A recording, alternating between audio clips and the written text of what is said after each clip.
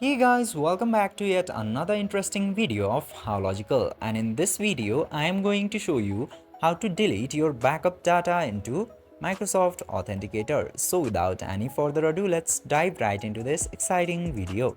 Now, in order to delete your backup data in Microsoft Authenticator, you just simply have to open this Authenticator application into your device.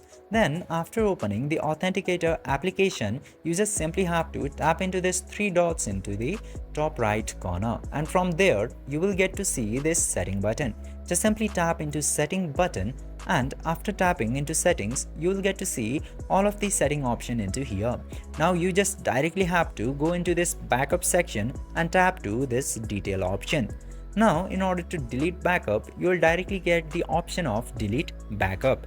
Tap into delete backup and then click to OK in order to delete the backup. Now, after doing this, your backup into Microsoft Authenticator will successfully be deleted. I hope this video was helpful for you. If yes, don't forget to like, share and subscribe to the channel to never miss another update. Thank you for watching the video.